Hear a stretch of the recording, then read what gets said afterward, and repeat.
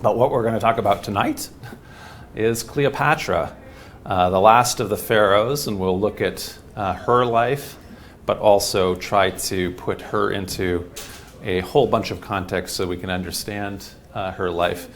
How many people here have seen the classic 1960s movie with Elizabeth Taylor? So that's what. So not everybody, anymore. So it used to be, obviously, this was like the, perhaps the most quintessential of the cast of thousands kind of Hollywood blockbusters of the 1960s, and it's really amazing in terms of the visuals, how many cast members they have, all the costuming, all of the kinds of things like that. And we'll find, contrary to, let's say, lots of Hollywood blockbusters, let's say, we could name off things like Braveheart, which is, history-wise is absolutely horrific, or Gladiator, which has might as well be set on the Mars, as much as ancient Rome or something, right? It's pretty, Cleopatra's got a lot of good, it's following along the story pretty good in a lot of places. So, what we'll also see is it also plays into the historic tropes, and part of that is that as they've been translated to us more recently by Shakespeare, for example. Who are these? Yeah. So as we're kind of looking at this is a romantic or maybe Renaissance era portrait, right? And so presumably, let's see, so Cleopatra, I believe, is here in this painting, and it's got to be, this guy's too young, so it's got to be Antony, right? So he's hanging out with her, and she's being this Eastern seductress, right? And so this trope that we're going to experience, that the Romans, contemporaneously wrote about, here is this danger that us good Western Latins have, where we're upright and moral like good Roman men, but then these foreign, seductive floozies, women, are always, tempting, us away into their lascivious lifestyles with their wiles, and then you're instantly hypnotized by them, and all those kind of. Anyway, so that's the trope, and the painting is conveying the trope very much, but we'll see that history is rather different. Shaheen. I just wanted to make a quick comment about this photo maybe being from the episode where she rides up the river to meet Mark Antony in a barge just completely covered in gold. Yeah. And then at dinner proceeds to crush and swallow a pearl worth an emperor's fortune. Yes, yeah. So it may well be, although it's not even just up the river. She actually takes her boat all the way to Syria, right? and so she has this giant floating palace where she's showing essentially the wealth and power of Egypt in order to in this particular case, since we'll talk, as we'll see later when we get actually to the end of the lecture, while she is kind of renegotiating her strategic partnership or alliance with Antony here, she wants to assert it on a different level than it had been where she found herself when she made her alliance with Caesar, right? So Antony is in one of Caesar's heirs. He's powerful, but he's no Caesar. And now her condition has markedly improved by this time, and so she's able to, as Shaheen was saying in the kind of famous story, demonstrate this amazing wealth, make him do all of the coming to her. She gets him to sign a bunch of prenups, which are pretty advantageous to her, and all those kind of things. And anyway, he's not in the same position as Caesar. So that we'll see that. On the other hand, I do want to say, even though there's a history behind this, the painting is again playing into these tropes that go all the way back, though, to the time. So her Antony and Cleopatra's political rivals, as we'll see, are definitely using this trope contemporaneously to paint them this way, right? Paint her this way and her Roman allies. So we're going to have a bunch of these themes tonight as we're looking at Cleopatra, last of the pharaohs, and so we are going to, on the one hand, look at continuity and innovation. That's almost always to the way of history as we're looking at it. So history is about things that are always staying the same, but then things are always changing. And so how is that given play as action and reaction through history? But in this particular case, in Egypt, which is arguably at the time the world's most conservative society. I'll make the case for why I mean that, but there's a reason. I mean, it's got a good argument to be made on that. So that's one of the themes. A second theme is Rome's absorption of the Hellenistic world, the Greek East, and we hear this as a trope, right? That Rome was conquered by the conquered Greeks, right? So as the Romans had the military and bureaucratic and legal capacity to create a big empire over top of Greek city-state alliances, and then there are also Hellenistic kingdoms that have grown up in rivalry after the breakup of Alexander's empire. And so the Romans are more effective militarily, bureaucratically, all those kind of things. And yet, culturally, the Greeks overawe them. The Romans become bilingual. The nobles all learn Greek, and Greek culture and every other thing washes over and affects the Romans. And this is certainly one of those. The Romans have been having that effect for centuries, but this is kind of a pivotal moment too, as the Romans are expanding their empire east. We'll look at this other trope, the ways history is, on the one hand, written by the victors or distorted at least by them. The reality of it is, because Cleopatra did not win, we don't have the library of texts that would have been written from her court. Her dynasty lasts not long after, so she has a daughter who marries a king of Mauritania, who commissions essentially a work that is sort of like a history and from her mom's perspective kind of a thing. That also doesn't survive because that house gets extinguished later on by the Romans. And so ultimately what we have is what the Romans version of this story, and we have to kind of sift through those. There's a small number of contemporary documents on the other side that we use to read through the biases that are in the Roman sources. Shaheen?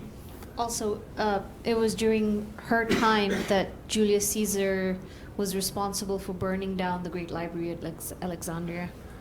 Yeah, so that's one of the stories about how the Library of Alexandria had troubles. It survived past then too, but so it certainly was probably damaged during Caesar's sojourn in Alexandria, and we'll get to that. And so, yes, so we don't have the Library of Alexandria. There's been multiple different times when it's been known to have been destroyed, but it doesn't exist. That's what we know about it anyway. And so, yeah, we don't have all those records. And one of the times we lost them is during this whole fight. And then finally, I want to look at a theme essentially of having a woman in a position of power in Greco-Roman society. And so how Cleopatra, even though she is queen, she's pharaoh of Egypt, she nevertheless is a Greek woman, a woman of Macedonian descent, so not of Egyptian descent at all, but in a society, Greek society, which would never have been back in Greece proper, in Athens, the Athenian democracy was definitely men only kind of thing. So the idea of having the woman be, at the head of the state and then a leader in that kind of position was alien previously to earlier Greek civilization, and also was quite foreign to the Romans as well, who had a very, their whole name of their society is the fatherland, the patriarch. The senators are called, anyway, old men, but they're also called, patres, fathers, and conscripti. The leader of every household is the pater familias. Their head god is called Geopater, Jove father, Jupiter, which is our word for that planet, Jupiter. So it's by Jove, but anyway, Jove pater, right, Jupiter. Anyway, so they are pretty patriarchal, and so for the Romans, yeah, you have a question here, or comment.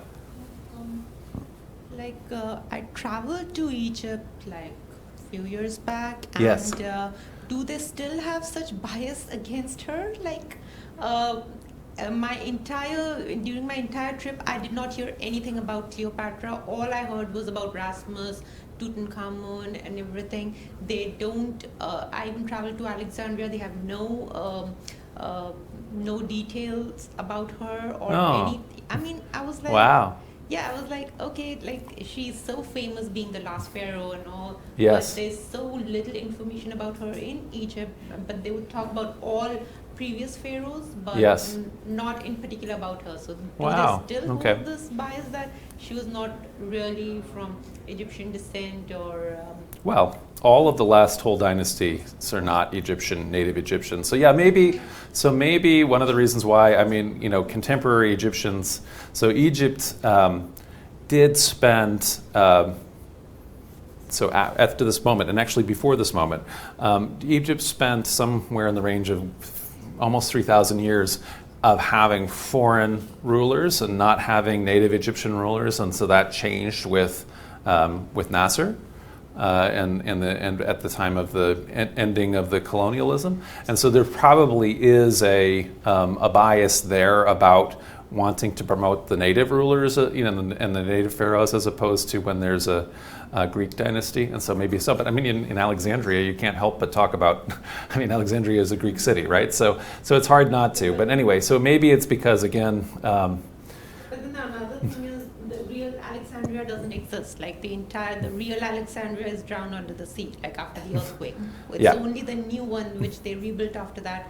That's what exists. Even the library, everything is under the sea. So that's another thing. But the town has continuity, though. The city has continuity. So even though parts of it have, like you say, been submerged because of earthquakes and things like that, nevertheless, Alexandria is one of those places that has been continuously inhabited, just like Rome, right? And so, anyway, so yeah, we'll go talk about all of this. So good, very good. I like that, finding that about that.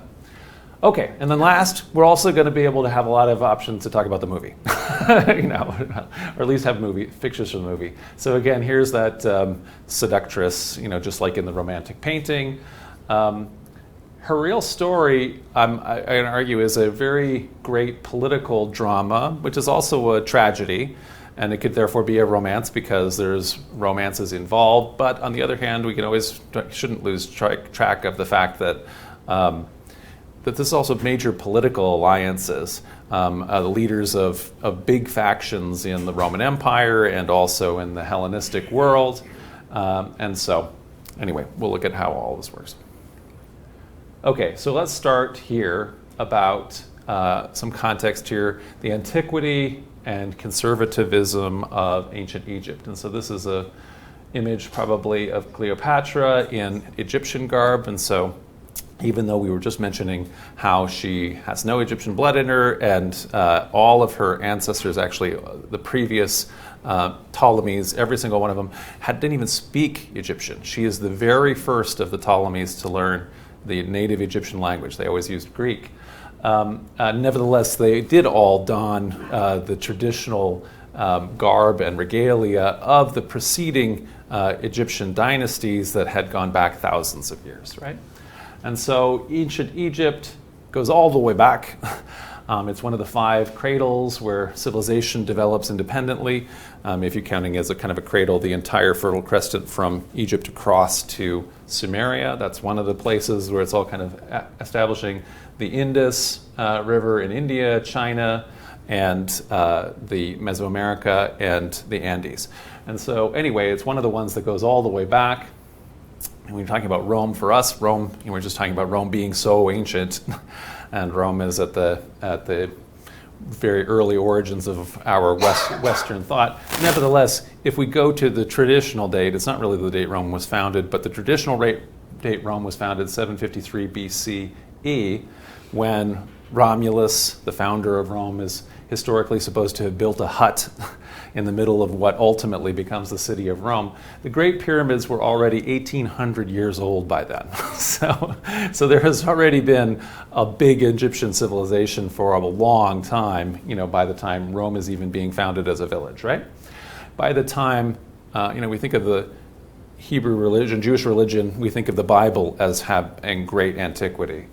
by the time the Torah was first read in its current edited together form, which is probably the 400s before the Common Era, Egypt already had been a literate society for some 2,500 years. So they have writing that was a lot earlier than when the Bible gets written down, right? Okay, and in fact, we'll just have a quick look at a timeline just to kind of get the sense of it. So, almost everything, whenever we think of history, everything mostly only starts here, right? So this is the first time that we start to, history is only invented as a discipline, as we saw last week, like in this kind of zone, right? And so just even having any of this kind of literary explanation of anything is all in this kind of more recent time period. Nevertheless, Egypt goes all the way back, to the New Kingdom. Before that, the Middle Kingdom. Before that, the Old Kingdom. Before that, the dynasties that are predating the organization of the pre-dynastic part of Egypt anyway. And so Upper and Lower Egypt are united together for the first time probably in 3100 before the Common Era, so that's a long time ago, 5,000 more years ago. That's also around when hieroglyphics as a writing system are developed. The pyramids then, and that great age of pyramids, 2500 BCE. Then we get to the part where we start to even be familiar with it. You maybe think of Ramses as one of the most famous pharaohs that we're used to. And so he had that great battle of Kadesh against the Hittites. That's still all the way back here before the Bronze Age collapse. And then, then after that, after we're getting into the Iron Age and the more recent time history, this is when Egypt is in its kind of decline. So first conquered by a Nubian dynasty that is, in other words, from the south, up the River Nile from Egypt, but nevertheless still ruling as pharaohs, right? So the Nubians have the same ideas, and they're still actively engaging in the Egyptian religion. They're still being pharaohs and everything like that. That changes now then, though, when the Assyrians and their empire, which is based in northern Iraq, when that conquers Egypt, now Egypt is more ruled as a province that no longer has a native pharaonic dynasty, and that's certainly true when the Persians conquer and rule it. There are several attempts by native dynasties to kind of have rebellions and to create a new independent Egypt again, but that all ends finally with Alexander's conquest with Egypt, and then this last period of pharaohs who are not native, but they're still ruling in the Egyptian tradition, which we'll call the Ptolemaic kingdom. So that's what we're going to look at today. But you can just even see, that's just this little recent time period, that whole long, centuries of Ptolemaic rule that had such great antiquity by the time of Antony and Cleopatra or Antony and Caesar, and yet Egypt, the pyramids were still there, and they're still there now, right? So, antiquity, longevity, continuity, it all kind of is formulated together to create an extraordinarily conservative society. So it's just amazingly conservative, not in the kind of modern sense of all the different things that we put a little hash mark and say this and that is conservative. They have different things that they're, so for us, like things like nudity taboos or, whether, you want to, whether women wear skirts or not, these kind of things those are what we think of as conservative because of our context. What I mean here is conservative in the sense that it's preserving things that have been going on for thousands of years and being very, very resistant to change.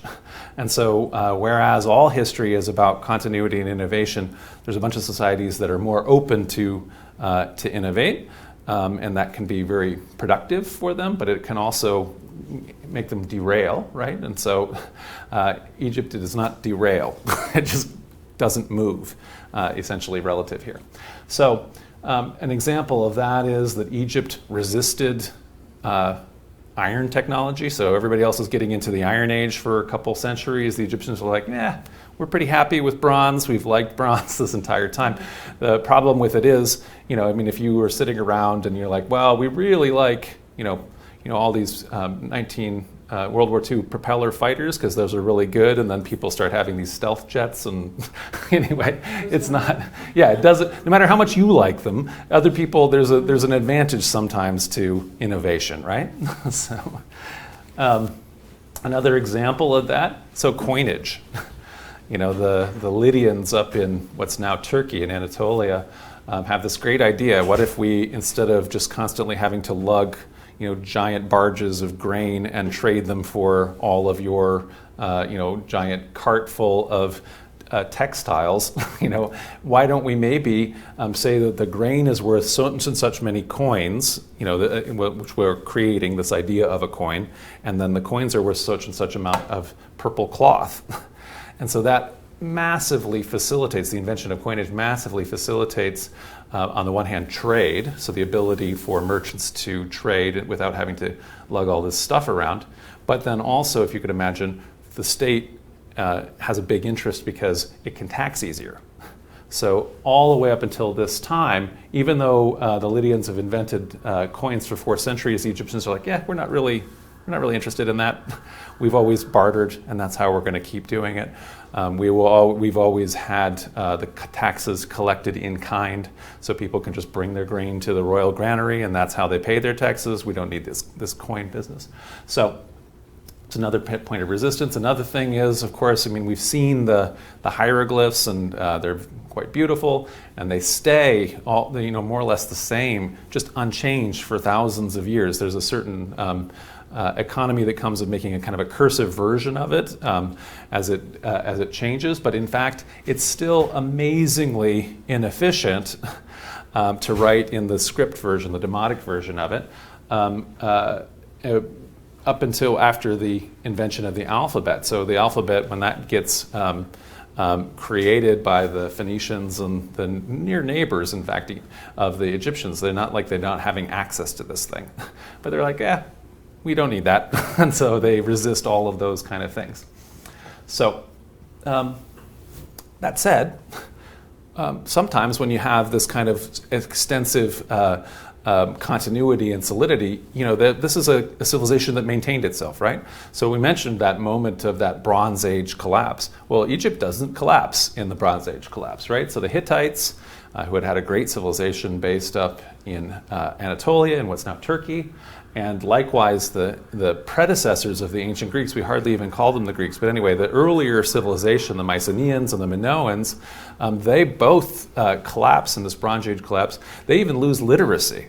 The Hittites get wiped out, they're gone. But the Mycenaeans and the Minoans lose even their writing systems. And so when the Greeks re-emerge out of these dark ages centuries later, all they have is sort of this epic memory, oral memory, but they don't actually have like a writing system. They haven't preserved it all. The Egyptians have preserved it all. They know the names of all of their kings for all the thousands of years. It's all written down. They don't have the same kind of say continuity of this wonderful narrative history because it really hasn't been invented, and as people start inventing those things, they're not really interested, so they just keep on, you know. So it's sparser for us in terms of as we're trying to tell stories about it. But anyway, they do have the records of it going all the way back. So Egypt, anyway, continues to survive with its really core central institutions, which are the pharaonic monarchy, so the pharaohs, you know, the king, the monarch. I'm saying pharaonic because actually when I'm saying king, they have queens too, ruling pharaoh queens. So either way, pharaohs, male or female. And of course, their priestly caste, and so the caste that's all around the pharaoh. So at the heart then of the society, going all the way back, is this alliance between the pharaoh and the Egyptian priestly class. So just what's pharaoh? We'll just mention, so pharaoh, this word doesn't go all the way back, but it goes back to the 1400s, and it refers to the great, it's an Egyptian word here for great house, and it refers to the palace where the pharaoh lived. Shaheen has. The term pharaoh was actually coined by Hatshepsut when she ascended to the throne. Oh, okay.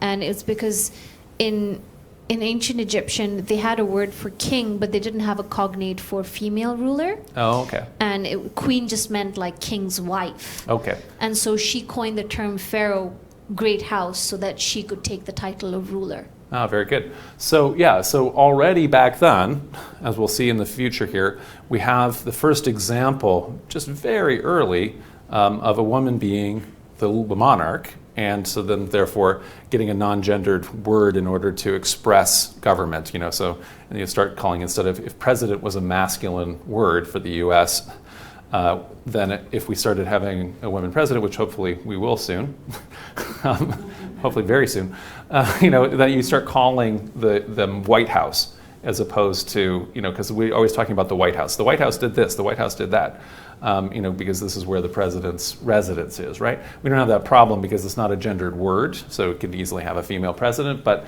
there had been a word for king, and then that word had a gender, right? And so now we have one that is ungendered. So what are the things that they do? The king or the pharaoh here is not only just a king that we think of like Queen Elizabeth, who's very ceremonial only, right? But obviously leading the state, leading the military, but also in Egypt very particularly acting as the chief priest or priestess of the society, and also actually being worshipped as a living god, or essentially the essence of a god will definitely be deified in the afterlife. And so one of the things that the pharaoh is always called upon to do throughout antiquity is to go around to all of the ceremonial places, the different capitals of the northern and the southern, which is to say that the lower and the upper being the south, and we'll look at that. But anyway, and go all the way around. Actually, we'll go to the next slide. I can show you. So, there's Egypt initially has is divided into two, Upper Egypt and Lower Egypt. And because of our sensibilities, where we put maps with north at the top always, we always think, oh, that's upside down. Although we do know that, for example, that Upper Canada is also south of Lower Canada, if we know the old designations from colonial times. Upstream. And it's upstream, yeah. So they're more concerned with if you have to paddle your boat up river, that as opposed to just riding it down. Anyway, it's a lot more difficult to go up than they care about. They don't have maps, and they don't have north at the top of maps. That's a very thousands of years later that we worry about that.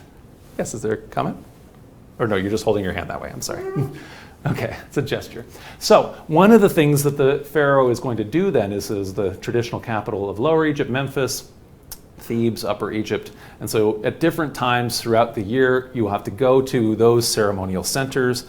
Next to the Nile, there'll be like a giant royal/temple complex.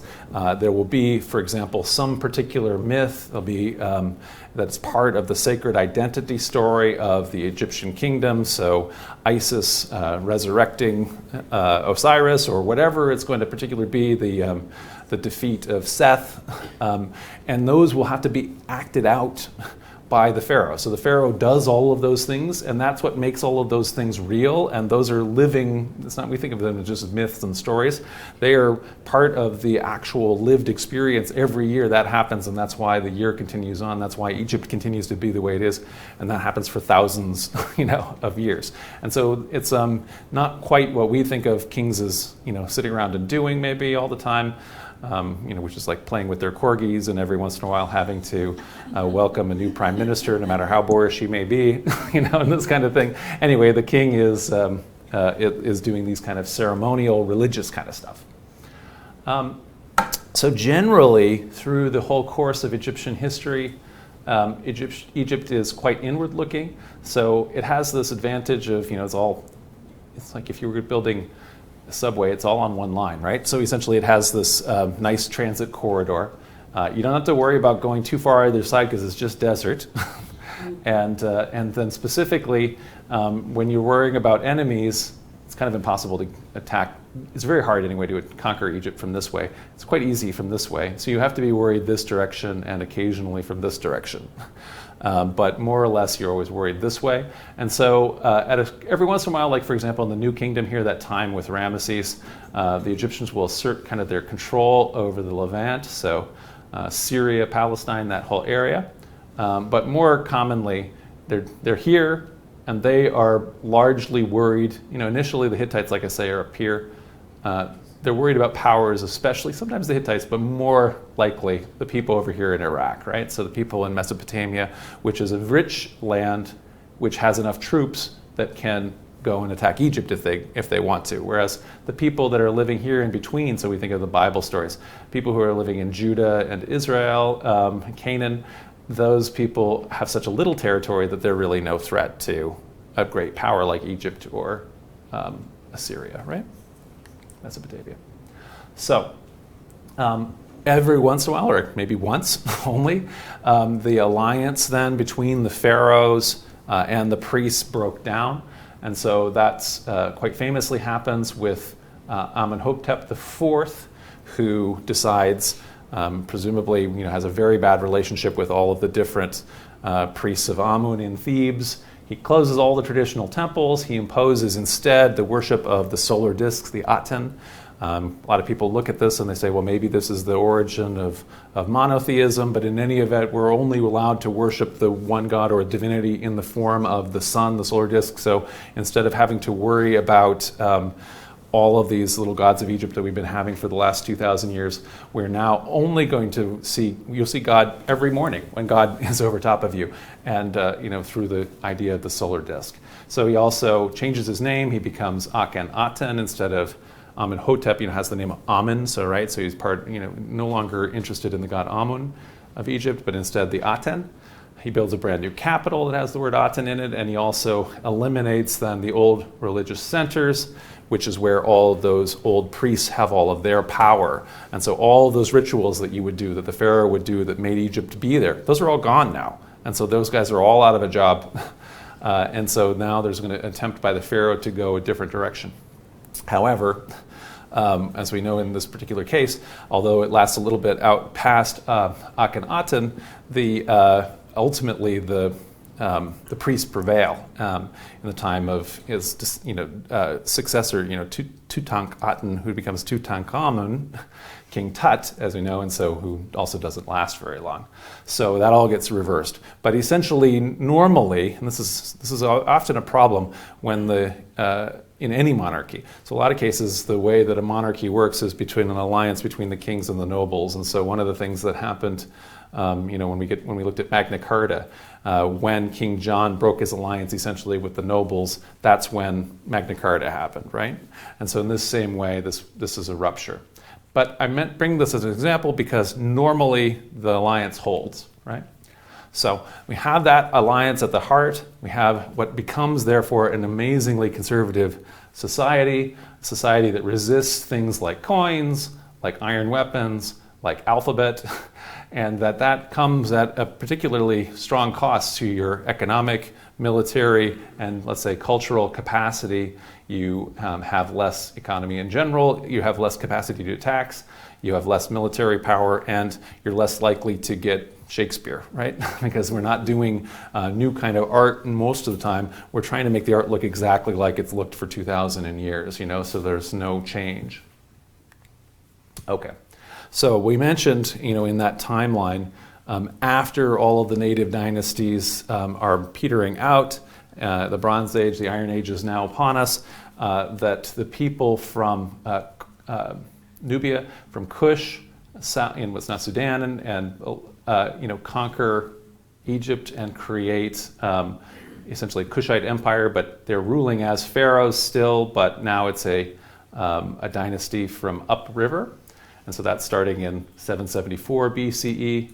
And then the Kushites are defeated by the Assyrians, who are from this northern Iraq area, who establish a vast empire, conquer the Babylonians and everybody, destroy the northern kingdom of Israel, and also conquer Egypt and rule Egypt as a province in 671.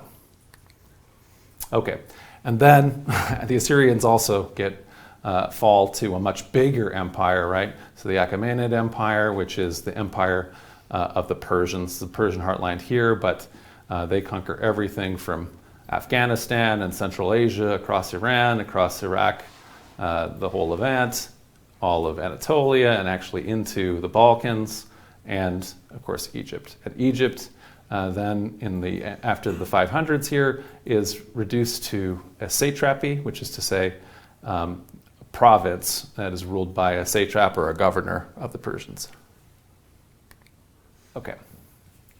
So the Egyptian priesthood continues as Egypt becomes a satrapy. But if you can imagine how much of their religion is based on the pharaoh going around and doing all this stuff, so it's really complicated for them to have this work out and have them continue to have their religion without a pharaoh. And so there are several attempts through the course of the Persian period for native dynasties to reemerge, to rebel, to throw off Persian rule, to assert a independent Egypt that has a pharaoh again. The last of these native dynasties and last of the pharaohs, it should be Nectanebo, I think. I think I spelled that wrong.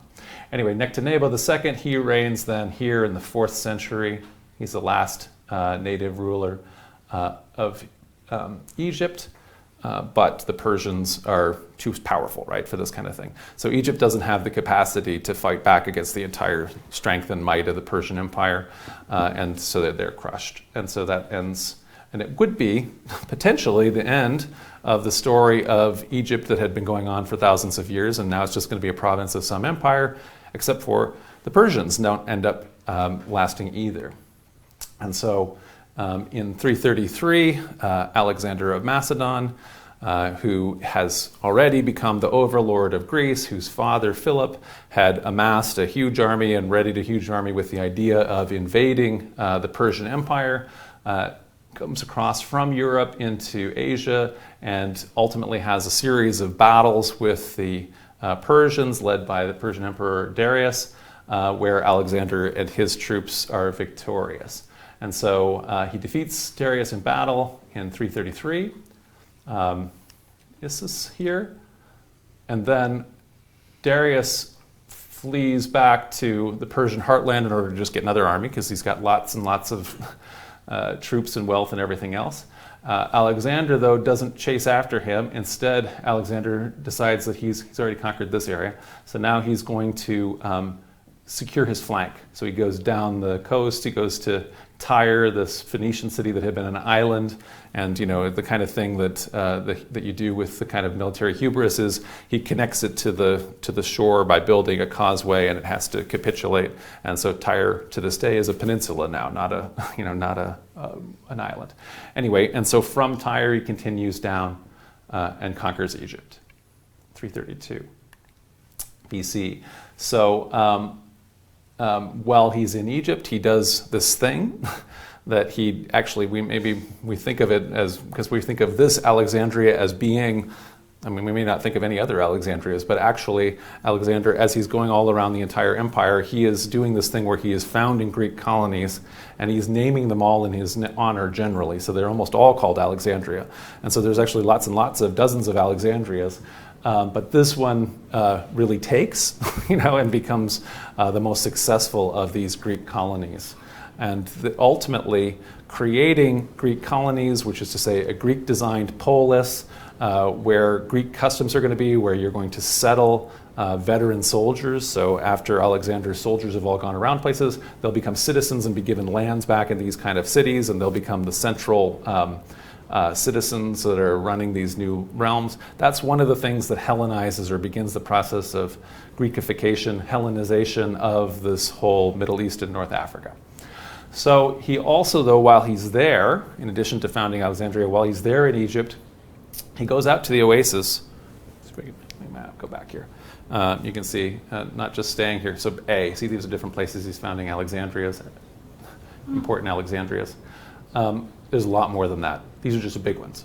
So anyways, he goes out, though, from there to the shrine to Amun in order to show, one, to get an oracle that's going to talk to him about how his importance, his position in divine favor, but also showing, again, his reverence for the Egyptian religion, and therefore obviously making this alliance with the Egyptian priestly class. So they're more or less kind of saying here, hey, I'm going to be somebody you can work with. And so that's, at least putting that idea in the Egyptian's head. And if we remember from the lecture that we had on the origins of history, where I had this big long quote from Herodotus, and it talked about how the Persian emperor Cambyses, so a previous Persian emperor, had belittled and demeaned Egyptian religion by making fun of some of the rituals involving gods with animal heads and things like that.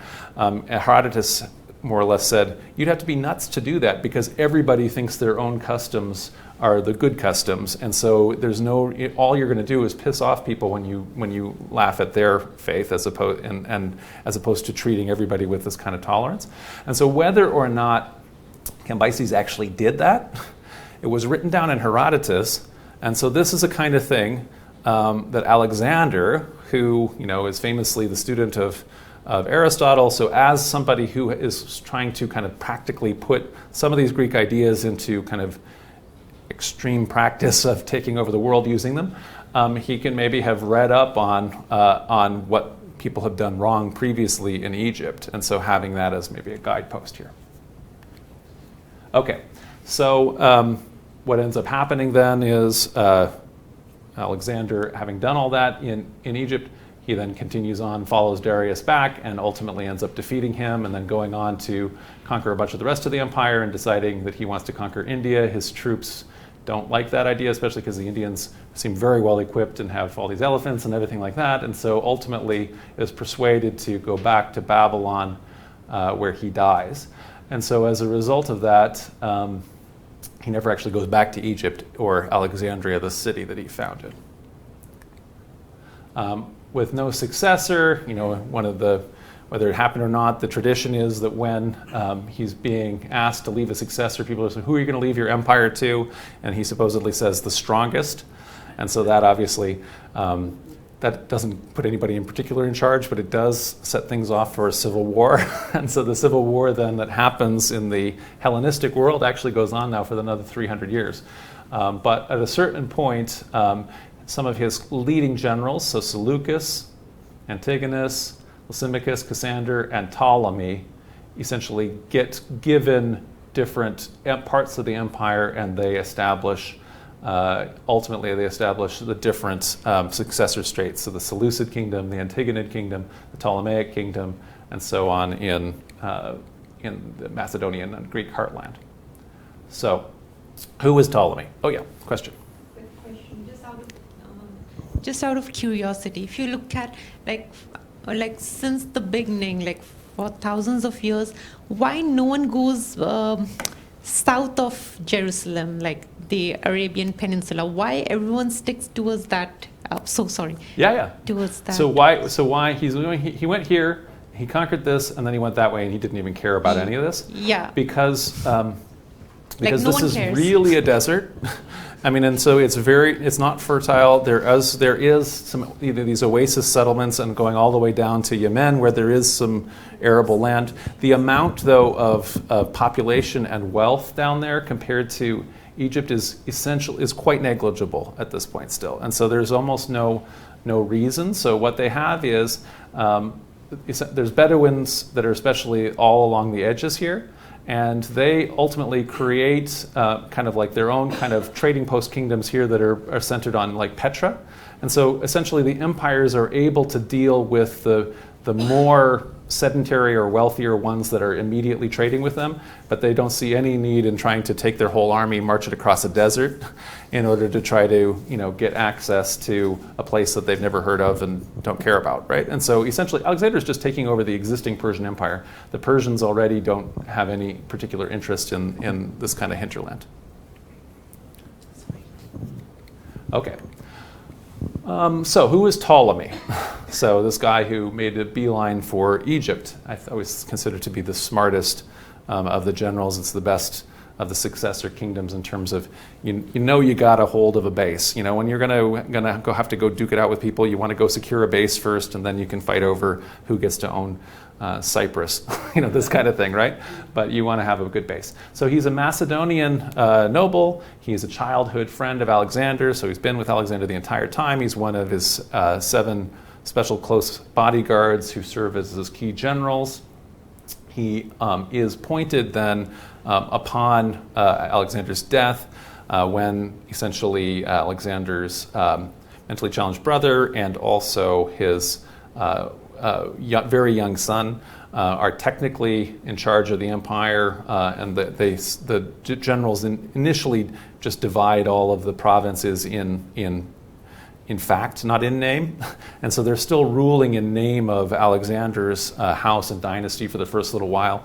But he gets put over Egypt and quickly establishes himself, even though he's ruling in the name of the dynasty, as being the person in charge. And indeed, quickly thereafter, in 321, as Alexander's body is making its way back to Macedonia for entombment, he actually hijacks it.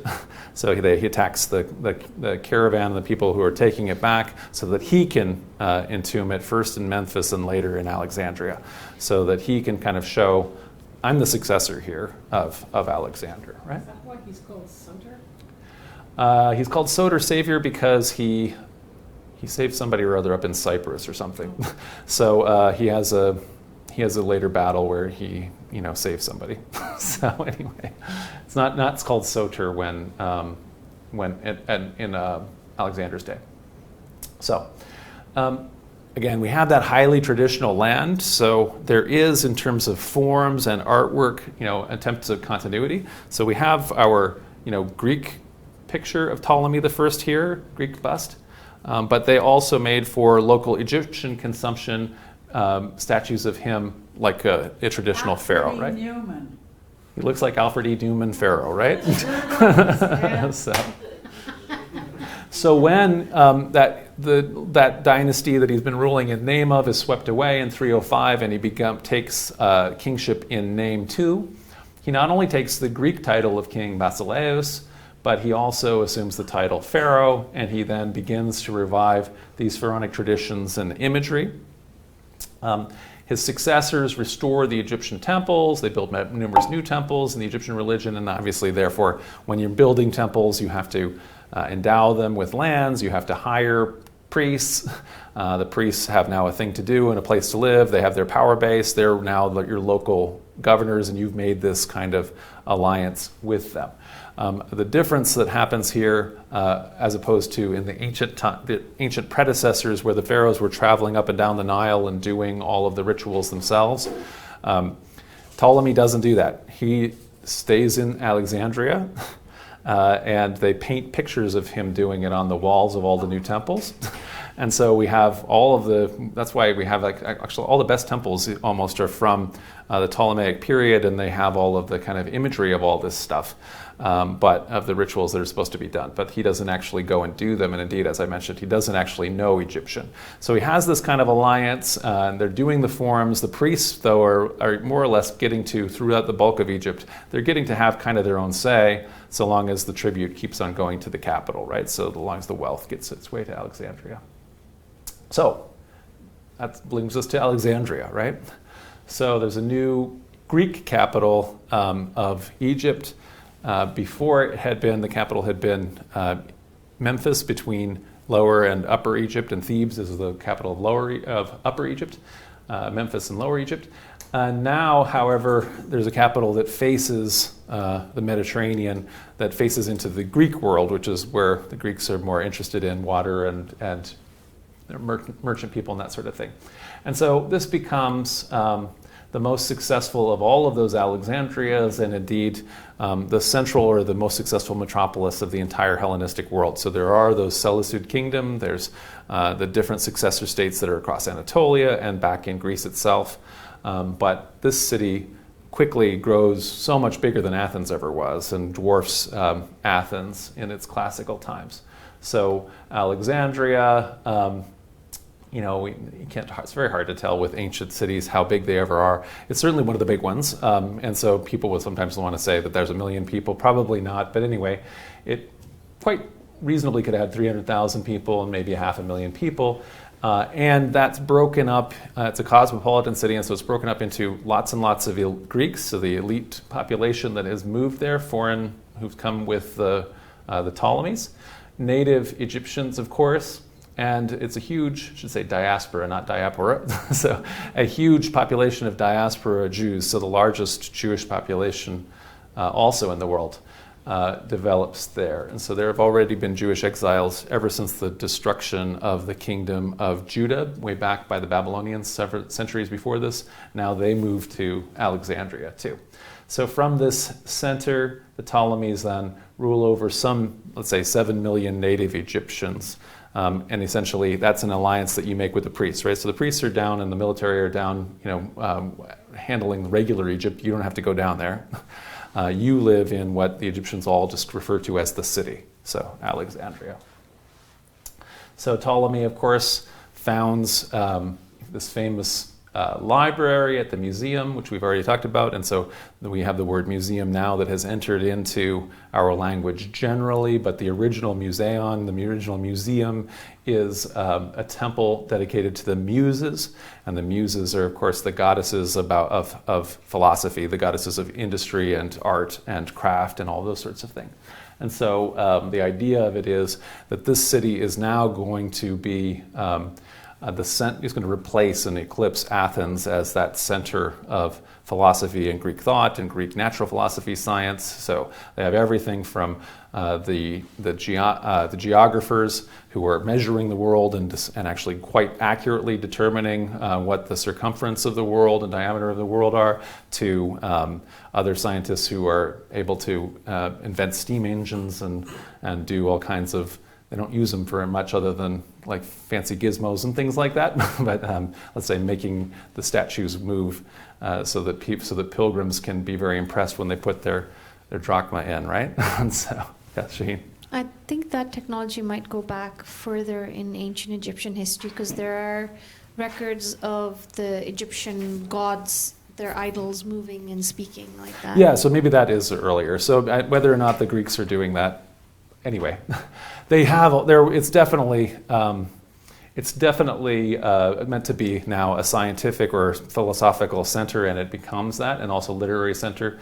And so, as they're assembling this library, which may be ultimately, anyway, we don't ever trust ancient numbers, but it's said to have 750,000 books, which is to say scrolls. They do tell stories, though, that when it's a big shipping center, right? And so the Ptolemaic troops will come to your boat when it arrives.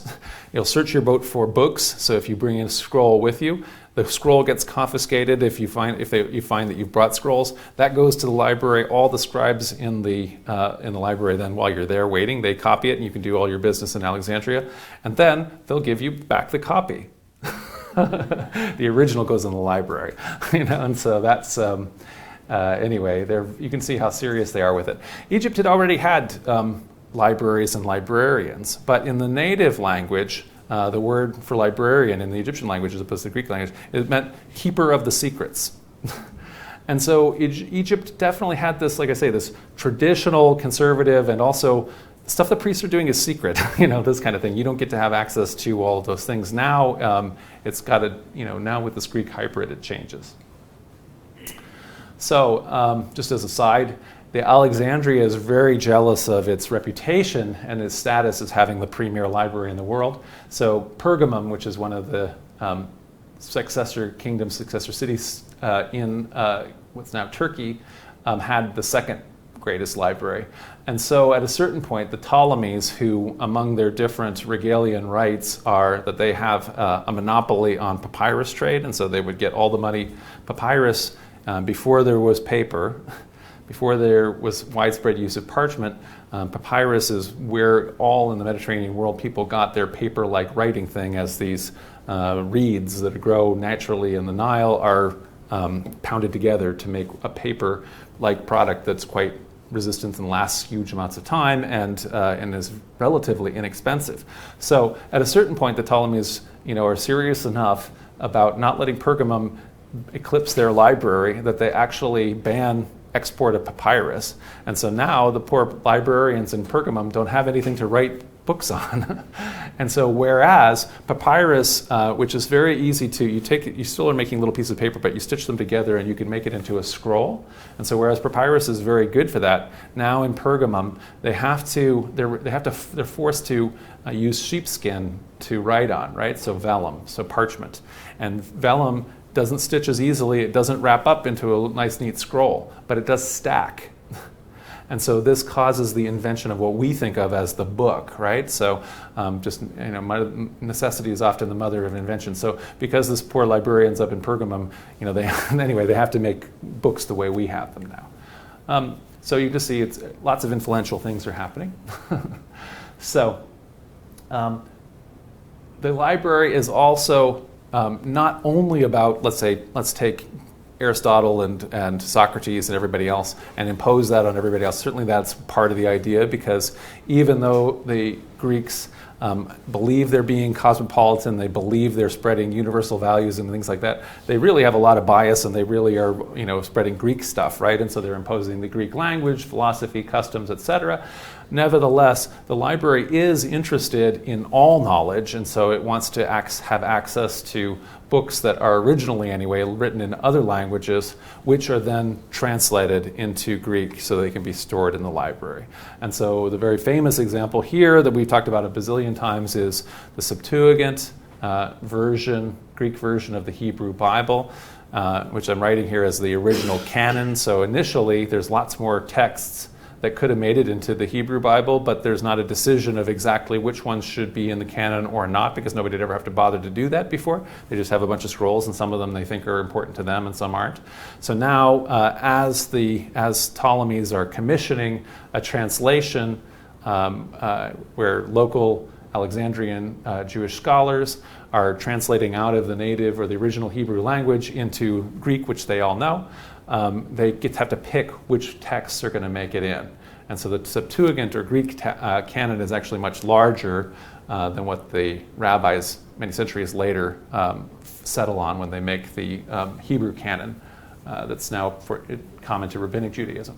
But another example is Manetho, who is a local Egyptian priest. He's a native Egyptian, but he also speaks Greek, and so he's able to go through all of the old kind of Egyptian records and is able to produce for the first time now like a history that is also brought into Greek so that non-Egyptians can have access to that. And so that's just examples of how that's happening. So that picture, is that Hebrew or Greek? Oh, that's Greek, right? Because it seems to go right to left. Yeah, but it could be flipped upside down. So I didn't know. I typed into Google Septuagint, so anyway, I don't know. So hopefully it's Greek. Anyway, it's supposed to be. So anyway, another thing that they did, I mentioned they introduced coinage, right? So the Egyptians had resisted that previously, but now Ptolemy and his successors, they're making the alliance with the priests, they're honoring it, they're being the pharaohs, they're dressing up every once in a while, or at least they're dressing up in the for their artwork, but they also know that they want the revenue potential that's coming out of Egypt. And so now, for the first time, Egypt is definitely set up to make money. And so there is a lot of different regalian rights. I mentioned they have monopolies on a whole bunch of things like papyrus, like gold, emeralds, anything that any kind of commodities, mining, all that sort of thing.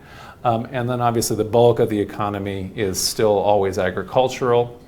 And so it's reformed in such a way that now that you are able to monetize that with coinage, the vast kind of additional excess that can be grown in Egypt. So Egypt is very fertile, and it can now export vast amounts of grain, which the Ptolemies do, and they send it back to Greece, and ultimately they're sending it to Rome, and they make lots and lots of money doing that, and so they become quite wealthy, compared to other kingdoms.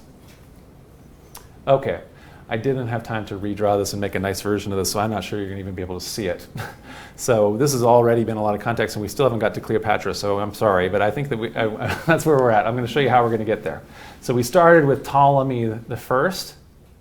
And now the thing that we're going to find out is that if this dynasty that Ptolemy starts, everybody in it is going to be either named Ptolemy, Berenike, or Berenice as we say, Berenike, Arsinoe, or Cleopatra. And that's it. So all the boys are named Ptolemy, and then the women can be named Berenice, Arsinoe, or Cleopatra. And that just happens the entire time. So we have Ptolemy the First, that first Ptolemy, Ptolemy his son the second, Ptolemy the Third, and that's, by the way, going to be the end of the good Ptolemies. So there's three good Ptolemies, and they get the kingdom going, in a very strong way in terms of, I'm going to say good. they're doing all kinds of atrocities and everything like that, but I mean to say effective at ruling kind of thing, as opposed to later Ptolemies. One of the things that starts happening at that point here is, you can kind of see here, so Ptolemy III is married to Berenike II, and their children include Ptolemy IV and Arsinoe III. And now you see the M here is between those two, right? And so one of the traditions that had existed in pharaonic Egypt in the native dynasties are that these kings are all, these pharaohs are all gods. So it's very hard. God can't marry regular people. And so they have to marry other divine people from the divine line, which is to say, often, if you're a woman, your brother, right? So you're marrying your brother or your uncle, your nephew, and so forth. And so, anyway, the fourth, Ptolemy and Cleopatra, the sixth and Cleopatra II married. Anyway, so then there's a bunch of these different places where you have to kind of put the person here and here or whatever, it's because they're marrying back into the line. So the family tree becomes kind of a circle. You're your own grandpa kind of thing, right? And then one of the things that happens is that after we get past kind of the effective Ptolemies, once kind of anybody in the royal family, women ruling too, can be kind of the ruler, then you also not only need to kind of marry your sister, but if you don't marry her, you kind of need to kill her, because otherwise she might kill you, and if you do marry her, she still might kill you. Anyway, and so this really starts to happen as the family really starts killing itself. So just as an example of this, as we're kind of getting towards the end of it, so Berenike III, who is a pharaoh in her own right, at least from AD 1 to 80, but may well have been all the way back a co-regnate pharaoh in her own right, ruling with her husband/uncle, Ptolemy X. So then after court intrigue, he's dead, she's out of power. Then when her father, Ptolemy IX, and you wonder, how does Ptolemy IX come after Ptolemy X? Well, because he'd already been pharaoh before, but he'd gotten kicked out, so he comes back anyway. And so when he comes back, she has to flee, but anyway, then he dies. So then now she's going to rule in her own right after her father dies. But custom requires that she, have to produce an heir. The Ptolemies have to marry each other so that the line can continue. And so she marries her cousin/stepson, Ptolemy XI, who 19 days later has her killed. And so this is very dangerous, marrying your cousin/stepson. And so then, though he thinks that he's going to be able to rule on his own now that his stepmom/cousin is dead, in fact, actually everybody's really mad, so there's a revolt in the city, and he gets killed. And so at that point, they've killed about everybody. and so when this all happens, then what goes on, I'll get back to that. So we just want to mention here about this thing about having female rulers. And so we mentioned this before with Hatshepsut, who had already been pharaoh in a native dynasty back in the 1400s BCE. So this is very different than, anyway, at least in the mainline Greek custom that we know, that we're familiar with Athens. It's a little different in Sparta, but generally speaking, in Greek custom, it's very patriarchal, again, very sexist. Women are also always relegated, trying to be out of public life altogether if possible, and certainly relegated to the domestic sphere. And so the Greeks are constantly, they feel that if a man spends too much time talking to women, he'll become effeminate. They are very critical of any society that treats, has a royalty that treats women. They make fun of the Persians like crazy for saying that the Persian emperors, will listen to the empresses and that they have say and all that kind of thing. That's not what the Greeks think is right? So that's one of the failings of Greek society. So we've already had this tradition going all the way back of the female members of the pharaonic house also being goddesses. And so therefore, at different times, they have also been queens regnant, which is to say ruling pharaohs, and or co-rulers, right?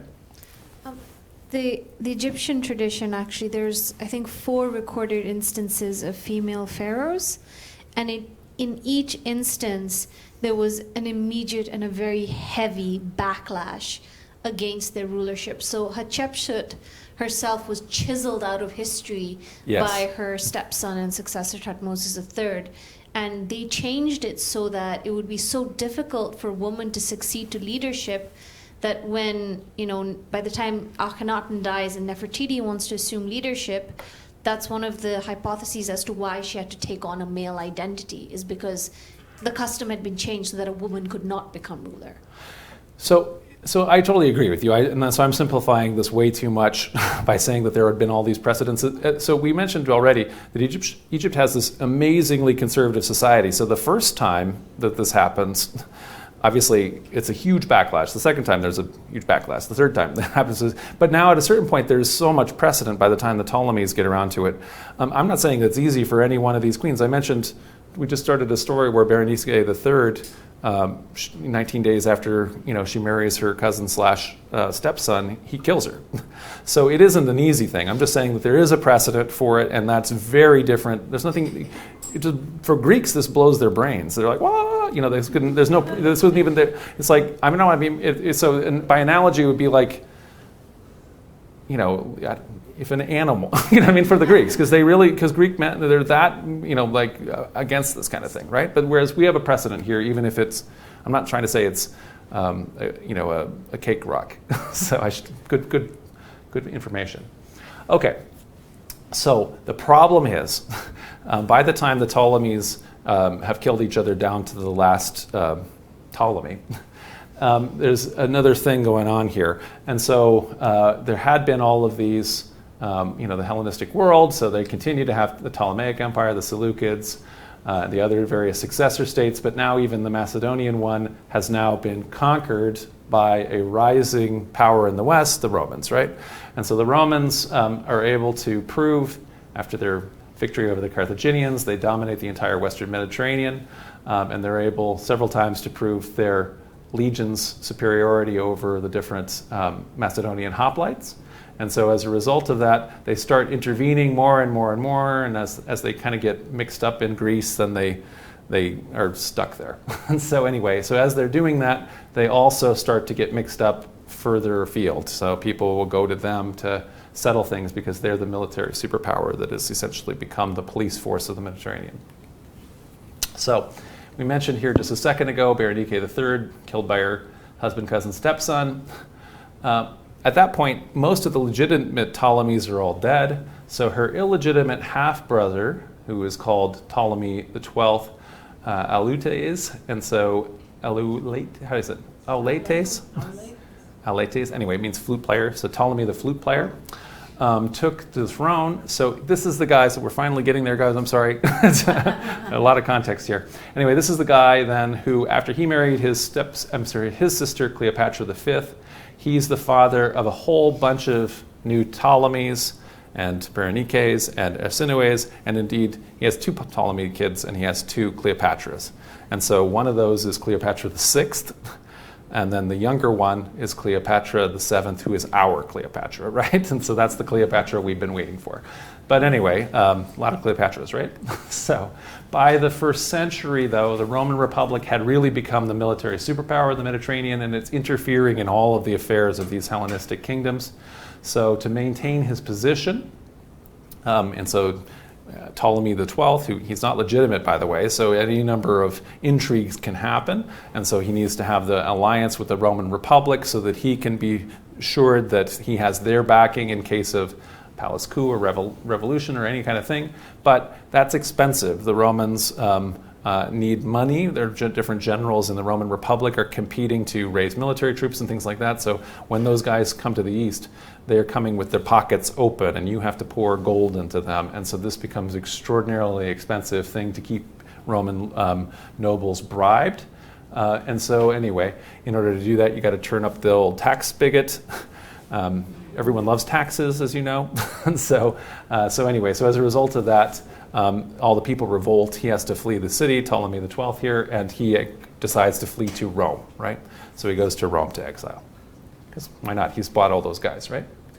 So when that happens, Cleopatra's elder sister, Berenike IV now, she begins her reign, and she reigns as pharaoh. She might have been thinking in her head about the fate of the last Berenike, so Berenike III, who got killed. And so she decides not to marry a male Ptolemy. She has 2 younger brothers who are Ptolemies, so she could technically marry them. But instead, she decides to pick a Seleucus. So we saw that Seleucid kingdom. So essentially, she goes out to the neighboring kingdom, the kings of Syria, to grab a prince of that. She hates him, and then a few months later, she has him strangled. So she is obviously, anyway, as opposed, let's say, to the last Berenike, she's definitely, trying to keep matters in her own, in her own command and her own control. She finds the second husband who is willing to marry her. I don't know. So anyway, so he survives. He doesn't get killed by her anyway, but he does get killed. So, so anyway, her father eventually promises the Romans enough money that they said, okay, yeah, we'll get some troops together and we'll go fix this thing for you. And so they attack, they defeat Berenike IV and her husband, who gets killed in the battle by the Romans. And when her father then is back on the throne, he immediately executes her, his daughter. Yeah, well, she's a rebel. She became, you can't let these Ptolemies all be alive if you want to be the Ptolemy, right? So she gets killed, as does probably, the older Cleopatra, Cleopatra VI, is killed around this time, and it's not clear if Berenike did it or if the dad did it. Anyway, she's gone too. So now we're getting closer to the Cleopatra being the heir, right? So Ptolemies, from the time then of Ptolemy's restoration in the year 55 before the Common Era onward, then he brings Roman troops with him. And so they're now stationed in Alexandria. So now they're providing his security, his defense. They're propping up the Ptolemaic monarchy. They're also realizing these kind of, you have to remember, even though we think of Rome as being this great empire with all the marble and everything like that, they're still on the upswing. Rome is still made of bricks and stuff like that. And so for these Roman troops, this is kind of a plush thing to be in this amazing Greek city of the East, a metropolis like they've never seen. The palace complex is possibly the biggest building in the whole world at this point. And so anyway, it's awe-inspiring in that sense to the Romans. The Romans are captivated by all this stuff, even though they obviously have the military power to topple all the things. So Rome is in the driver's seat, and so when Cleopatra's father, Ptolemy XII, dies in 51, as is very common, Rome, he writes his will, and he names Rome as the executor of the will, because they're going to decide what happens anyway. And so if you name them, at least you try to get them to do the thing that you wanted in the will. And so the will then calls upon Cleopatra, which is his eldest surviving child, age 18, to marry her younger brother, Ptolemy XIII, who's maybe 11, and for them to then be joint rulers. So she'll be pharaoh, but he'll also be pharaoh. And so she ascends to the throne. She rules as pharaoh. She also acts as regent for her brother because he's not old enough to be pharaoh in his own right, and she hates him, as you can imagine. So that's very normal for Cleopatra's and Arsinoe's and Berenike's to hate Ptolemies and vice versa, right? So she also, though, inherits her father's enormous debts to Rome. You can imagine that the guy got, Rome put him back on the throne, so you can imagine he made a lot of promises. So I don't know how much this is, but anyway, 17.5 million drachmas. It's impossible to do these ancient calculations, but the GDP of Egypt, again, and so she owes all that. However, we read that she on the one hand is doing austerity, so they're not doing a lot of spending, but also going back and getting the administration all throughout all of the provinces and everything like that back working, so she was able to up revenues, and the state begins to recover. However, there is still this ongoing issue of court intrigue, as the conflicts with her brother break down into civil war. So Elizabeth. I can read the bottom. It says Cleopatra. Yeah, I put that on there. What does it say on the top? Can you read that? Anyway, here's Cleopatra, right? And what does this say? I don't know. I'm not sure. But what it is here is So she has created a traditional Egyptian style relief, right? This is Cleopatra dressed as a pharaoh, looking like a male pharaoh, right, wearing the traditional crown, and she is performing a sacrifice for Isis, who has become, by this time, the most important of the Egyptian gods, as the consort of Serapion, this cosmopolitan Hellenistic fusion god who is kind of half Zeus, half Horus, or whoever he is. Anyway, the Egyptian Amun, whoever the Egyptian god. But anyway, so Isis is also, you can see she's got her, the little baby for the pharaoh, and so this is also this kind of imagery of the Madonna, right? And so essentially, she herself is she is Isis, right? So she's the living god, she's Isis, and ultimately she's going to also be this mother god, right? Because she's going to have mother goddess, because she's going to have children too. I will pray to dear old Isis. She's nifty in a crisis, and she hasn't raised her prices. She's good enough for me. There you go. Okay, so both Egypt and Rome, the Roman Republic, have civil wars at this point. So this is now we're getting to the movie, right? So just some of these pictures. So Ptolemy XIII from the movie, here pictured. So her little brother / husband, and his principal advisor, who is this palace eunuch, Pothinus. They attempt to depose her in 48. She does have to flee as a result of this coup. She goes to Syria, though, and so as opposed to going to Rome and begging for money and promising all these kind of things, she goes to Syria in order to raise an army herself, in order to go back and reconquer the throne. Meanwhile, Rome is busy fighting a civil war, and so ultimately what ends up happening is Julius Caesar defeats all of, this kind of the die is cast. He crosses the Rubicon. He has a big civil war with the Senate, and he defeats the Senate conservatives and their great champion, Pompey the Great, right? And so that's background. We can't get into that part of the Civil War. So anyway, just know Caesar just won his part of the Civil War. So having been defeated by Caesar, this very great Roman noble lord, Pompey, fled with his family to Alexandria. There's not very few places where he can go into exile, so he goes there. However, because Pothinus and the little Ptolemy, but Pothinus is really calling the shots here, he wants to curry favor with Caesar, so he beheads Pompey in front of his family.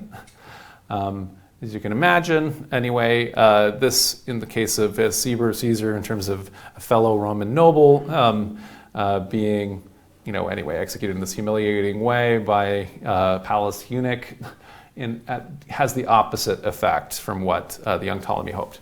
Wasn't Pompey also his father-in-law? Yes, but they were fighting a war. So there was a marriage alliance that had happened before. He had been his partner in what had been called the First Triumvirate. And so he had been an ally / rival with Pompey originally, but when Caesar goes just a step too far, then the Senate feels like that can happen, or also the Senate is going to maybe crush him in his power. Caesar, like you said, the die is cast, and when that happens, Pompey is no longer an ally / rival, he is a enemy / rival by the end. But he still deserves a noble end as far as Caesar is concerned. So when he does that, then Caesar takes up residence in Alexandria as a very small number of troops, and he is essentially there because, as you remember, Rome has been named the executor of the little Ptolemy's father and Cleopatra's father, Ptolemy's will. And so since that will is not being honored because they're both to be co-rulers, so Caesar just kind of launches an investigation while he's there. When Cleopatra hears that has happened, she has herself smuggled back into the palace, or she makes her way back. In the movie, it's very dramatic. She's in her main loyal slave. Wraps her up in a carpet, which is unrolled. It is an ancient story. We have that from Plutarch, who's a later Greek-Roman author, but he's writing centuries after the fact, and Plutarch never allowed a good story to get between him and history. But anyway, so whether or not it actually happened, it's still a good story. Anyway, so ultimately what ends up happening is meeting with Caesar in person, she's able to make her claim. She's instantly, on Caesar's good side, and indeed, and more so than just good side. And so ultimately, in the course of that, Caesar executes Pothinus. Ptolemy the 13th ultimately feels that he has to flee the city. He raises his army. Caesar seems to have very little troops and things like that, and so they fight a bunch of different troops, but Caesar has called for reinforcements to come, and so they ultimately crush Ptolemy the 13th, who is killed drowned in the battle and that kind of thing. He also has there's another whole sister in this, Arsinoe, who is also complicated things by claiming that she's the pharaoh. He makes an alliance with her. It goes on and on. Anyway, they all get killed. So that's the end of that. So this kind of complicated dynastic story continues, but now we're left with just Cleopatra. So again, we talked from the start this image that the Romans, even contemporaneously, Cleopatra's enemies and Caesar's enemies, painted Cleopatra as this seductress, a living, lascivious, exotic, Eastern lifestyle, all of these kind of things that are very un-Roman.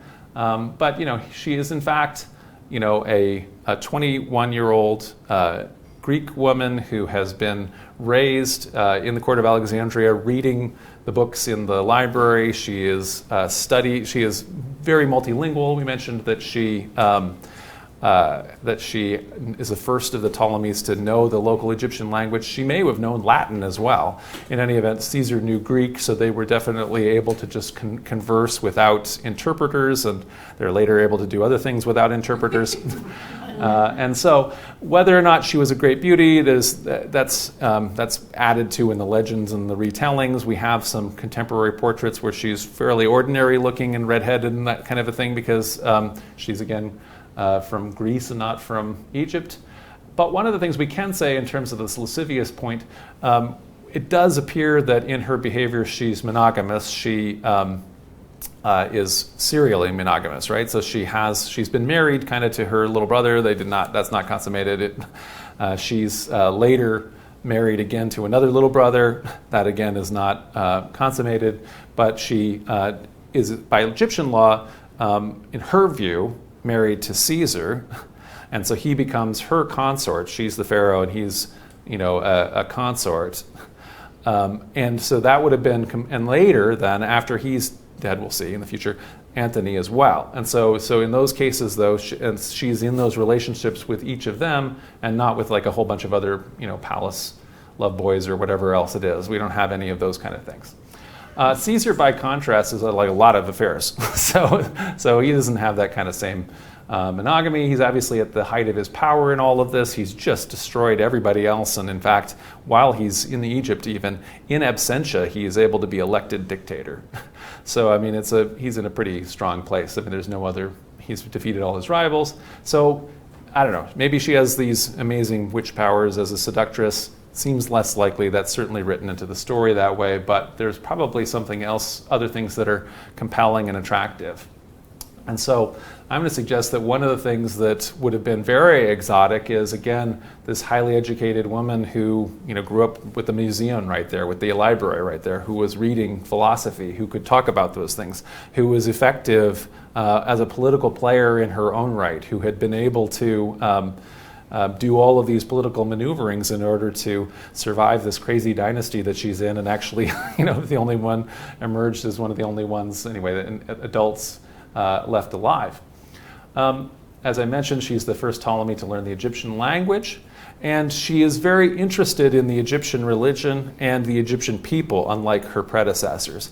And so she had, when she was quite young, been taken on a tour with her dad up and down the river, and so she's been to Egypt, and now, probably in a pretty savvy move, once Caesar has essentially got the position where he can say, yes, she's going to be I'm the executor of this will. I'm confirming that Cleopatra is the heir, and she's the pharaoh of Egypt, and she can marry now the last little younger brother Ptolemy, so her middle younger brother's dead, but this another little Ptolemy, so he's technically marrying her, and he's technically pharaoh too, but we don't hear much out of him. So in any event, while that's happening, she has already been having an affair and a relationship with Caesar, and she takes him now on a big barge tour of the Nile to see all the sights. I mean, here, again, I mentioned that Rome is a city of bricks. At this point, it doesn't have all the wonderful marble palaces and this kind of thing. And we can now go down and see the pyramids and this kind of thing. So this would have been an amazing sight for Caesar. And she now does those things that the old pharaohs did. So we're not just reading her reenacting all these rituals by just having it painted on the walls of the temple. She now goes and does all of those things we hear. And Caesar is there acting right next to her as her consort. So he is seeing her be a living god who is being worshipped by all these people, and he's a god too, because that's, Isis's consort is a god, right? And finally also, we'll get to it here, also she becomes pregnant, and she's going to have a child, and they decide if it's going to be a son, he will of course be a god, since he's a child of two gods, and they're going to make a temple for him as a birthplace temple, and that actually they did do. When the boy is born. And so now, in contrast to everybody else in the entire dynasty, this little boy is not named Ptolemy when he comes out. They ultimately give him a Ptolemy name. But anyway, he is named Caesarion, right? So she calls him Little Caesar. And so, just like the pizza chain, right? I just heard that anyway. So Caesarion, right? So Caesar then, whether Caesar never particularly, he privately maybe acknowledges him as a son, and he doesn't have a son, but he does have a wife, and he does have, Roman law and Roman values and things like that. So he doesn't publicly acknowledge Caesarion as his son per se. She, however, does. I mean, of course, she is her son and her heir, but also she named it Caesarion. She's very clear, who's the dad here in this circumstance, right? And so Caesar returns to Rome as a dictator. However, running around being the consort of a goddess, being a god, seeing how kingdoms work, probably, he's been a Republican, but now he kind of has this idea in his head as he gets back to Rome with all of this power, but with a society that is absolutely opposed to the idea of having a king, right? So he goes back to Rome to take control. He has to put all of the house in order kind of thing. You can't be ruling as an absentee dictator. He invites her, however, to join him there. And then he also establishes her in his villa, which causes a huge scandal. But the other thing that happens, just like we kind of see in this kind of very dramatic movie where she has the Sphinx that she's drawn in on, and she just makes this huge splash, whether that kind of thing is happening. So, it's an overdone Hollywood movie, but it's wonderful. What we can say is that she does make a huge splash, and suddenly now for all the Roman women, they're like, oh my goodness, the makeup and and all this kind of thing. And all of the Roman men turn their nose up. Cicero goes and meets her, and he's like, very much, thinks all of these Eastern biases against her. And so this kind of a thing. So she makes a splash, good and ill, right? And so certainly men like Cicero, who are senators, who are in this tradition of the Republic and guarding the Republic. Now Caesar not only is a dictator and wants to be dictator for life, but he also now is taking up with a queen who is a foreign Eastern Greek goddess and who has a son by him. So anyway, the writing seems to be on the wall for these guys, and they're not really liking it, right? And so there's also a trial balloon that kind of happens. So during this Lupercalia festival in the year 44, Mark Antony, one of Caesar's main lieutenants, offers Caesar a crown and wants to offer him crown as being king of Rome. And we're at this kind of moment where everybody would then, when that happens, everyone's like, and they don't, we don't have kings, we don't do that, we've been not doing that all this time. And so sort of like a trial balloon, like what is going to happen when he brings out this crown and things like that. And so you would imagine if everybody in the crowd erupted with joy and said yes, then Caesar might have put it on his head. But since everybody was like, so anyway, since that trial balloon fell like a lead balloon, Caesar said, no, that this is not our way, that kind of a thing. Anyway, so this is the kind of thing that makes everybody really nervous. Whatever was meant, I'm just reading into that. But what ended up happening was he said no, but it certainly is in the air and it makes people nervous. And so, be that as may, so there's a senatorial conspiracy, and Caesar is assassinated by all these senators led by Brutus and Cassius in 44. And when that happens, Cleopatra, who's in Rome, whether she's been in Rome this entire time or she's come and gone or whatever, she's there now. She has to go. She knows that this alliance that she was having between the first man in Rome and the richest woman in the world is now not going to be, that's not going to happen anymore. So she goes back to Egypt. She quickly poisons her last little brother, Ptolemy IV, her husband/brother. So he's gone. And so now he's out of the way. And so now Caesarion, who is her 3-year-old son, he is now pharaoh with her. And so they're co-rulers together. So going to get to the end here pretty quick.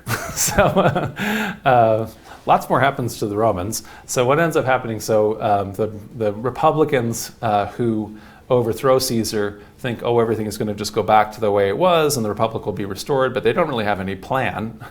And it does turn out actually that they've overreached and they haven't planned very well. And so Caesar has a couple heirs. On the one hand, he has his loyal companions, so people who are his military cohorts, Antony being the leader of those. And then he has his nephew, Octavian, who he adopts as his son in his will. And so there is now heirs, and it was impossible. Caesar would have known better than to name Caesarion as the heir at his will. I mean, that wouldn't. If he got assassinated, Caesarion and Cleopatra would not have probably survived the Roman conspirators if they read that will, right? And so what ends up happening is that there's another triumvirate, but it's essentially just a triumvirate in name. It's Octavian and Antony divide the different territories of the Roman Republic. And so here's Egypt. It's an independent client kingdom. Essentially, Italy is the no man's land. There's a third guy, Lepidus, who they send out to Africa, and he doesn't get to do anything. But Octavian gets all of the kind of western provinces, so Gaul, which Caesar had conquered, in Spain, and so forth. And Antony gets all of the east. And the east, by the way, is where all the money and stuff is, and culture and all that kind of thing. But by having the west, Octavian's able to just hang out in Rome, whereas Antony has to kind of go to the east in order to manage all of this. And so as a result of that, Antony initially is richer and better off, but the politics don't last for him, right? So Octavian's able to continuously whisper in the ears of the senators that Antony is becoming not Roman, he's becoming decadent, he's becoming Greek, he's becoming a slave to this foreign seductress that already had used her magic on Caesar and now has corrupted another noble Roman man and that kind of a thing. And so anyway, so that it just builds from that as the Civil War kind of continues from Cold War to Hot War again. So one of the things that's true is Antony's control of the East. I mean, Rome has it all, but the jewel and the linchpin for the whole thing is Egypt. So he needs Egypt. And so he sends for Cleopatra to make a deal with her. They also create a strategic alliance / affair / marriage. Again, it would be a marriage in Egyptian law, but not for the Roman side. I mean, Antony again has a wife. In fact, his wife is Octavia, Octavian's sister. Yes. You're upside down. Upside down. Under Egyptian law, people didn't have like formal ceremonies to get married. They just shacked up together. Yeah. And then they were considered married. So they had common law marriage. So yeah, so they're married as far as the Egyptians are concerned. So so Antony then again becomes her consort. Has a whole bunch of other ones in between. She's monogamous here, serially monogamous, and they now have additional children.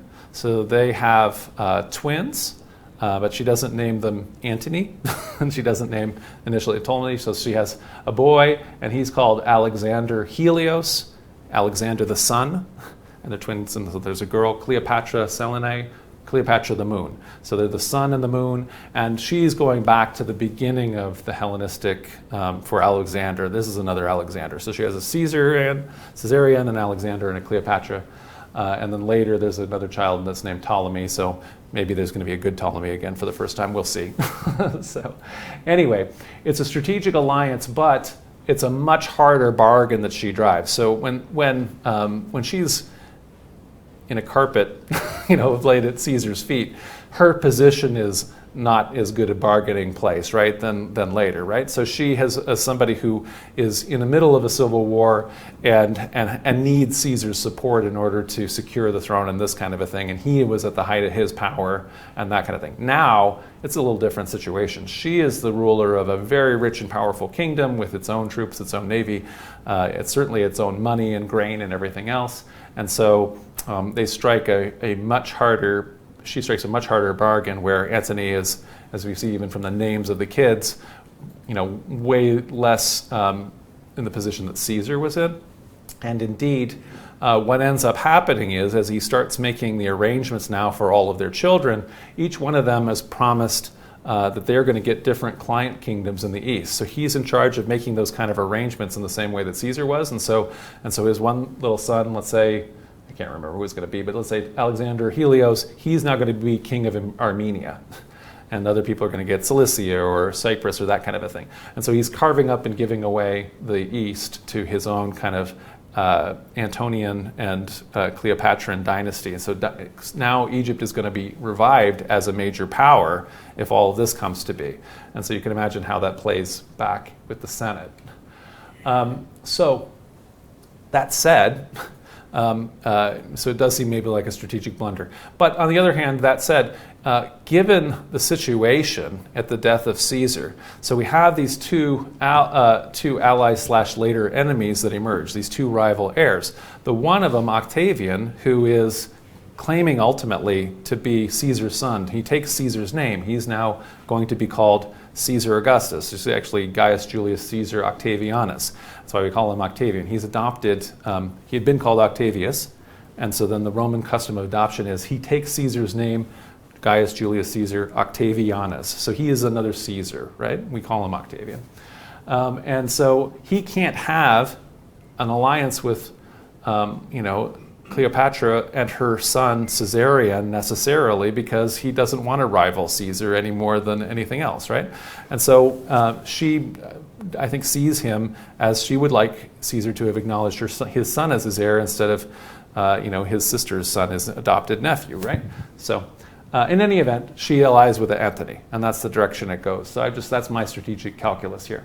However, what ends up happening, and this is the third major time in the past century that this happens in a Roman fight. The Roman provinces of the West, even though they are culturally and in terms of population significantly poorer, let's say, they are stronger in terms of their capacity to provide troops. And so providing those legions and everything like that. And so in the same way that Caesar had been able to defeat Pompey, when Caesar had the western provinces and Pompey had the eastern provinces, when Antony had been able to defeat the senatorial faction when they have the eastern provinces and he has the western provinces. Once again now, Antony, who is in the east and theoretically has all the wealth and everything like that, loses, and they lose at a major battle. Naval battle in Greece called Actium in 31 BC. From there, they flee back to Egypt. There's an attempt to negotiate. Cleopatra won't give up Antony to Octavian. Octavian besieges the city. What had happened earlier when Cleopatra and Caesar were in Egypt, her other last sister had been brought, Arsinoe, right? Yeah, it's Arsinoe. Arsinoe had been brought as part of the military triumph that Caesar celebrated over all of those Egyptian rebels. And so she was brought in chains and mocked before the Roman population as a defeated foreign conquered person, barbarian. But the Greeks, obviously, for somebody from the house of Ptolemy, that would have been a hard pill for even Cleopatra to swallow, the fact even with how much she hates her sister. And so as a result of that, she absolutely refused to have Octavian drag her to Rome for a triumph, even if she was going to end up being back on the throne or whatever might happen to her afterwards if possible. But anyway, there's no deal as possible. And so she sends a note to Antony that's saying that she's dead. He commits suicide. While he's still dying, he's brought to her, and then she kills herself with possibly with snakes. Poisoned snakes, and same thing with her servants. So Octavian is denied his triumph over Cleopatra in that way, but everything's now mopped up. He goes back to Rome, and then the very next year he changes his name to Augustus, Caesar Augustus, and Egypt is now no longer a client kingdom. It's also not going to be initially a province of the Roman Empire ruled by the Senate or something like that. It is his own personal property. And so part of the establishment of what we think of as the Roman Empire, but essentially at this point it's called the Principate, so because he says that he doesn't want to be a king. He's just the princeps. He's just the first among equals. And so that's what, and so he takes that title, and so we call it the Principate, and that's where we get the word prince even, but it initially just meant first among all the equals in the Senate, and yet he has all the power. And Egypt is now his own personal property. And the Ptolemies, Caesarion flees, and then actually Octavian lures him back with a false promise that he would be given allowed to rule as pharaoh of the client kingdom, and he kills him. And so he's not going to allow there to be another Caesar or any more Ptolemies. And so the entire long history then of pharaonic Egypt comes to its conclusion with its really last great effective monarch, the first effective Ptolemy since the first three probably.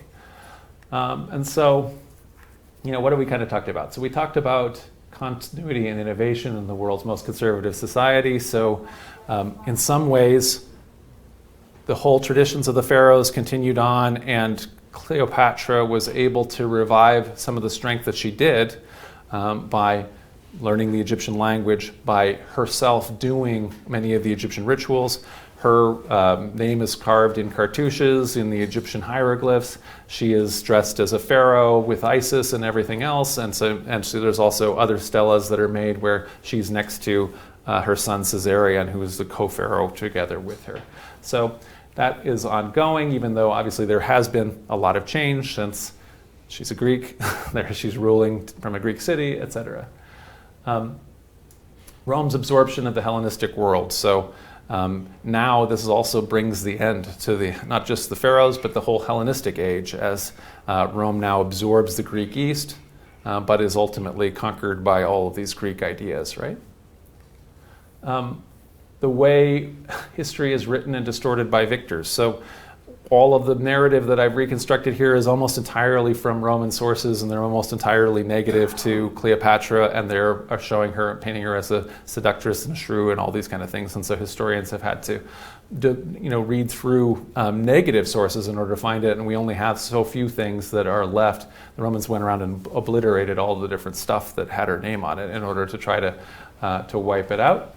And in general, that's just always going to be the case. So, she's the heir to all kinds of different things. The Egyptian culture that went before it, Persian, and ultimately those kind of Eastern narratives are pushed down and are not transmitted and not remembered in the West. We have to kind of bring them up. And then finally, a woman in power in the Greco-Roman world. So even though there had been these precedents in Egyptian history itself, they were painful precedents, as Shaheen reminded us. It hadn't been easy for women to rule even in the time of the Ptolemies, and it wasn't particularly easy for Cleopatra either. And yet, with all of these different, cards stacked against her, I'd say ultimately it's a pretty remarkable career, even though she At the end of the day, a battle can go one way or the other. One battle, they were fairly equal sides, and if it had gone the other way, any number of other things could have happened. And so that is the last of the pharaohs.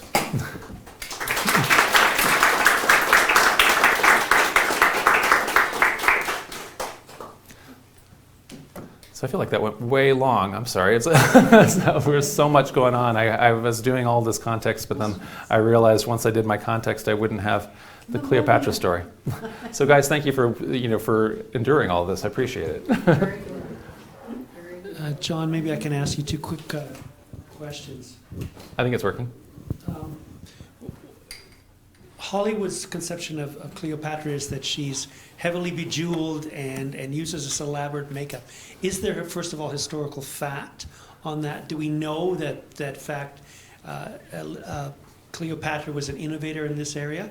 And my second question was, perhaps you can comment on the absence of a tomb for Cleopatra and Antony.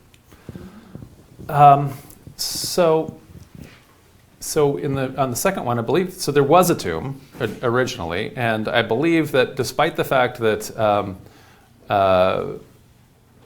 that Augustus, had made them be enemies, he didn't eliminate their tomb, right? So he didn't. They were buried in state together, I think, and in the tomb. But then it's one of the many things that hasn't survived. So the entirety of Alexandria, as was mentioned, has mostly been lost. Everything from the lighthouse to the library to a huge component of it was lost in earthquakes and things like that. And so that would have been a long time ago. So I don't know actually where the tomb was myself, but I just would say that all of that stuff is in Alexandria anyway, so has been lost. Speculation is that the tomb was there in Alexandria. I think that's where it was, but I don't now if it was I would think it would be in Alexandria. That's where Alexander's tomb would have been too.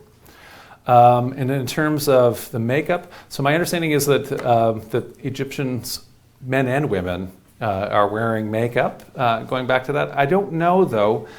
So what we end up seeing is two different types of official portraiture for all the Ptolemies, because on the one hand they're Greeks that are ruling in the tradition of Alexander, and so they definitely portrayed as Hellenistic monarchs, and so a huge proportion of our busts and everything like that, and they're just dressed as Greek queens, so they have a royal diadem, but otherwise they're dressed as a Greek woman with maybe she's got like a bun and things like that. But then she has all of the Egyptian regalia, and I would suspect that when she shows up in Rome, she was more likely to be some makeup probably, but more she has makeup, we know, but more like dressed like a Greek monarch, and it's when she maybe was going down the Nile with Caesar that she would have worn all of the Egyptian stuff because her people would have wanted that. I don't think that it's great for Hollywood to have we love that Egyptian stuff, but I think that would have been really weird for the Romans, and I think that she knew how to awe them. They were very awed by the Greek stuff. What happened to her other children? What happened to her other children? Also killed by the Romans. Caesarion is killed. I think the boys we lose track of in the Cleopatra and the twins, right? From what I remember reading is that Octavian gave them to his own wife to raise. Okay. His or Mark Antony's, and they were actually raised and then married out. Okay. So the it's one, only Caesarion that was killed. the daughter. So she gets married ultimately. Yeah, I think that you're being raised in the Romans. So they go into exile and they're raised in Rome. And so then what happens to the boy? I think we don't know, but so he maybe dies. But the Cleopatra Selene, so the moon, she gets married to the Prince of Mauritania. And so, again, this is a Roman client kingdom, but it is, where Morocco, Algeria is now. And so they create their own kind of local dynasty, but then, and she even writes, like a history that's kind of celebrating her mom and things like that. But then, trying to think of what the next anyway, in a later Roman conflict, the Mauritanians get knocked out, and so that dynasty also gets eliminated, and so there's another generation, but I don't think it survives past that. So the dynasty is at least lost to history after 2 generations after Cleopatra. All right, I talked it all the energy out of you guys because I filibustered you. So anyway, thank you again so much for coming, and we can continue to have cost service snacks.